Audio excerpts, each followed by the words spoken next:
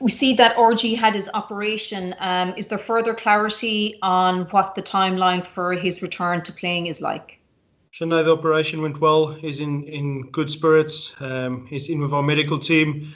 There's no specific timeline as of yet, whether he'll return for us first or he'll return for the Springboks. But I think the most important thing to note is the operation went very well and he's in good spirits and he started his rehab with our medical team. Overall, Johann, after the defeat in the Champions Cup, you must be very pleased with the reaction and response of the Munster players to that, and in particular the style of play that you're playing at the moment. Yeah, look, Sinead, it's feather in the cap of all players and management involved. We didn't change so much. We just said that obviously, look, we entered the Champions Cup to do very well. The same with the Pro 14, and we lost in that final, and we lost against a very good Toulouse team in an excellent game of rugby. We were just short in the end, and everybody just knuckled down, and we just stick to our process. And I thought we really played well in our last two games, and it showed on the scoreboard, that win against Leinster away, and I was very happy with our performance on Friday night against a very good Ulster side. Hi, Johann. Tom here. Just wondering there about the status of Tom Ahern. Just saw him there on the rehab list. He was rehabbing and seemed at training last week. Is there any further update on his status? No, Tom, unfortunately not. He's struggling a bit with that knee, so he's taking part in some parts of rugby, but he's not 100% cleared to return to play.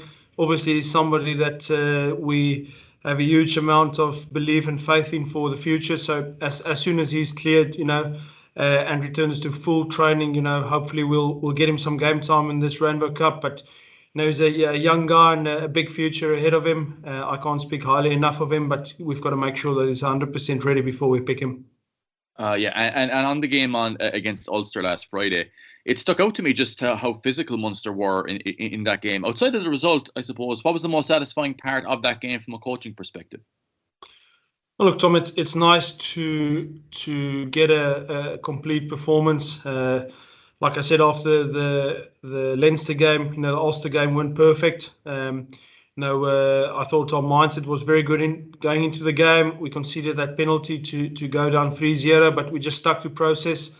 We converted our opportunities. I thought our breakdown work were excellent, both sides of the ball. That's a big part of our DNA and something that we will keep going back to. I thought some of our phase attack and some of our options were very, very good. And then, the one thing that we shouldn't miss, if you look at our last two games, is our defence. We conceded 3 points against Leinster and 10 points against Ulster. So in our last two games against, two sides in the Pro 14, which also won 14 out of 16 in the league phase, the same as ourselves, we conceded 13 points in the last 160 minutes. So a lot to be positive about. And from a coach's perspective or from a coaching staff perspective, we made 9 changes to the team. We'll make some changes to the team again this weekend. And, once we know what's happening with the rest of the tournament, we'll keep backing our squad. And, that's the two things we said as a group before this competition is, we can only control our performance. And we'd like to perform in this part of the season. And then the squad, let's keep backing the squad. And all credit to the players. They got stuck into every training session. And, we've had 2 really good games. And, another Interpro coming up now, Tom. Johan, Trevor here, 95. Are you expecting some sort of response from Connacht given what happened at the sports ground last weekend? No, look, Trevor, that's for them. We just keep focusing on ourselves. And we'd like to perform again on Friday evening. Connacht, the games against them have been really tough over the last season. We were up by quite a bit in the sports ground, just after Christmas, and they came back, and I think we finished the game with 13 men on our own goal line. And the game that we saw as a quarter-final at Thomond Park, I think it was at the back end of February, if I'm not mistaken. That was really tight, with a few minutes to go. So, it's another Interpro. There's a lot of pride at stake. And if we look at the competition, a lot of sides are still in this competition. And if it's only going to be 5 rounds, you can't afford to lose twice. So obviously they've got a lot to play for. So have we. And really looking forward to Friday night. And it's still a time of COVID. And for us, it's great to play another game of rugby. And the conditions have been pretty good over the last 2 games, and hopefully we get another good game on Friday night with some good conditions. Starting with the Toulouse game, we seem to be seeing a more open, expansive Munster. Is that just a case of opportunities on the field being taken, or something you've really worked on maybe since the Pro 14 final defeat? Trevor, I think a lot of that is perception. If you look at our whole season, I take you back to the try of the year, JJ Anderson's try against Cardiff. We've also played some fantastic rugby then. So that's also what the opposition gives you, and fair play to Leinster.